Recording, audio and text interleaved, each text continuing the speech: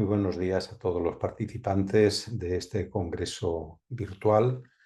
Nodos del Conocimiento, en su quinta edición.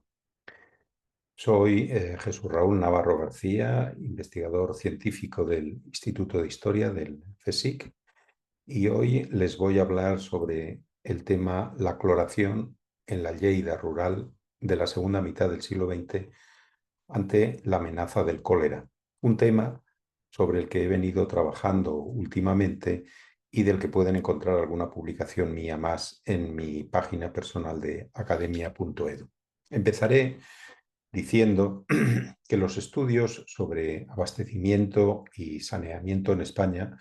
han tenido en los últimos 10 o 15 años un importante desarrollo, aunque no podemos decir lo mismo sobre los mismos temas en el entorno rural y sobre su capacidad de enfrentar las amenazas sanitarias que supusieron tanto el cólera como otras mucho más frecuentes y características de nuestro país, como las fiebres tifoideas, la disentería o el paratifus B. Y es que la realidad rural tenía muy poco que ver con lo que acontecía en las capitales y en las grandes ciudades de nuestro país. Por ello, nuestro trabajo se detiene en las problemáticas particulares que vivieron las localidades irlerdenses con ocasión de los casos de cólera que se dieron en la provincia a principios de la década de los 70 del siglo pasado. El estudio de esa coyuntura histórica nos permite obtener una fotografía fija de cuál era el estado de los sistemas de abastecimiento de agua, de la existencia, o en su caso, de la calidad de sus sistemas de cloración y de los problemas sanitarios que ocasionaban. Adicionalmente, toda la contaminación difusa de aguas negras. Esa coyuntura, además, coincidía con un momento especialmente delicado del tardofranquismo, caracterizado por la entrada de divisas procedentes del auge del turismo y del trabajo estacional de miles de obreros que marchaban sobre todo en verano y otoño a Francia, Suiza y Alemania a trabajar. A nadie se le oculta las repercusiones económicas que la limitación de movimiento provocado por estas enfermedades podía generar en nuestro país. El objetivo más importante de nuestro trabajo es, sin ninguna duda, evaluar el funcionamiento del sistema de cloración y el tratamiento de las aguas negras en la década de los 60-70 del siglo XX. A pesar de no haber podido consultar información procedente de la Dirección General de Sanidad y de importantes archivos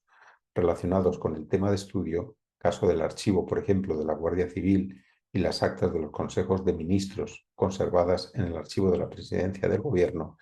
hemos podido tener acceso a información muy relevante para nuestro trabajo, como la hallada en el Archivo Histórico Provincial de Lleida, en especial procedente de su sección Gobierno Civil, en la que hemos encontrado correspondencia mantenida entre la Jefatura Provincial de Sanidad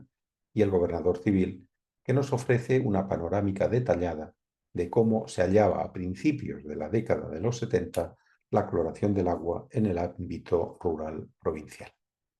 Toda esta información primaria se ha complementado con una pormenorizada revisión de la escasa bibliografía que hay sobre el tema y que ha abordado estas cuestiones relacionadas con las enfermedades hídricas en nuestro país.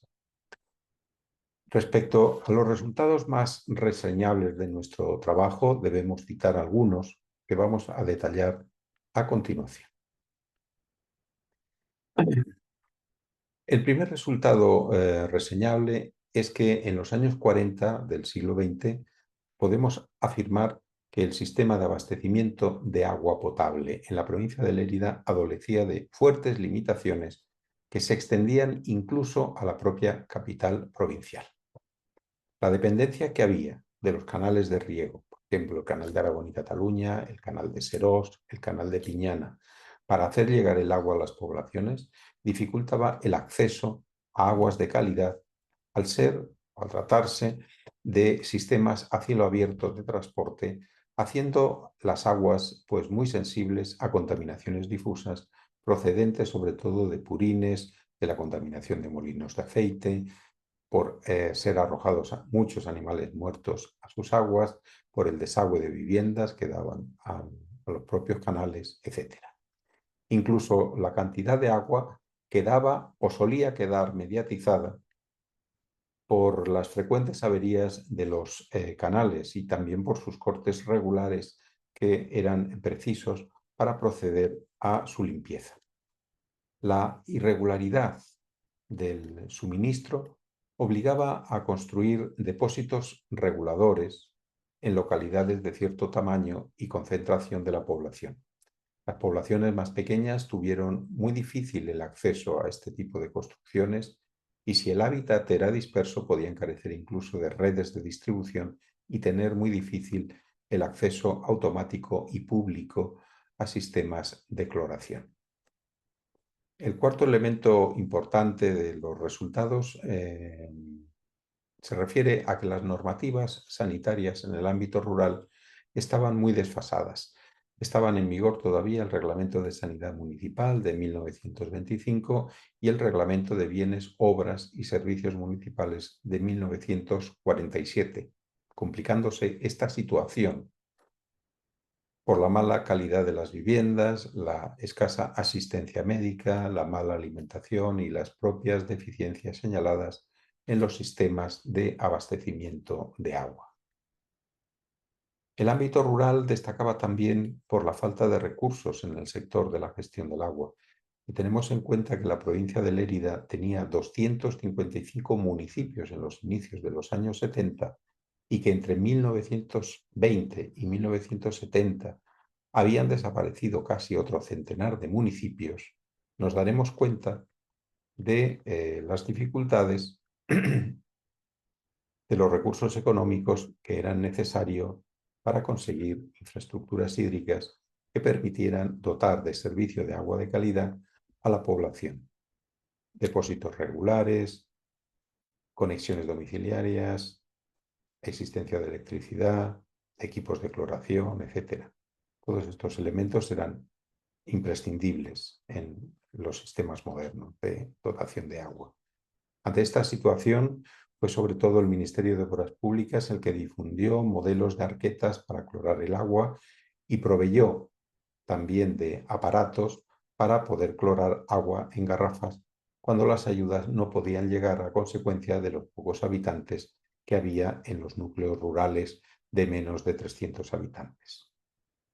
En los años 70 del siglo pasado estaba aún muy extendida la noción de que las aguas procedentes de manantiales no necesitaban cloración, con los consiguientes peligros que esta creencia ocasionaba.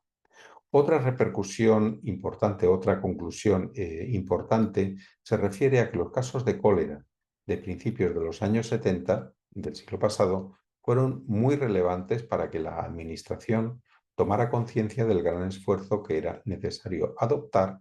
ante las deficiencias del sistema de abastecimiento de agua en el mundo rural de nuestro país. Durante la década de los años 70 se habían instalado muchos sistemas de cloración, pero su funcionamiento aún dejaba muchísimo que desear, incluso en poblaciones bastante grandes como Borjas Blancas, Solsona, Trem, Almacellas, Cervera, Pont de Suert, Pobla de Segur, Alfarrás, Alcarrás, Artesa de Segre, etc. Nuestro trabajo, por tanto, pretende introducir en el debate historiográfico la cuestión de la modernidad en el abastecimiento del agua en el ámbito rural de amplias zonas del país. Una modernidad que suponía poder disponer sobre todo de agua potable, al tiempo que España entraba en las primeras etapas del desarrollo turístico. Este desajuste entre un país que se abría al exterior y una ruralidad que apenas había avanzado en cuestiones tan básicas como el abastecimiento del agua y que debía subsanarse si quería el régimen franquista consolidar la entrada de divisas y el tráfico de mano de obra a la Europa desarrollada. A falta de poder consultar archivos muy relevantes como los señalados al principio de esta intervención, creemos que la información consultada sobre la España de 1971 nos permite afirmar que el régimen franquista fue plenamente consciente de que los intercambios con Europa no solo por el turismo, sino también por el paso de mano de obra desde España, exigía un esfuerzo económico de gran magnitud para dotar a la ruralidad española de sistemas de abastecimiento de agua y saneamiento homologables con los avances que había experimentado el ámbito urbano a lo largo, sobre todo, de la segunda mitad del siglo pasado. Para cualquier duda o necesidad de mayor ampliación de esta presentación, estaré disponible los días de celebración de este congreso en la plataforma del mismo. Así que muchísimas gracias por su atención.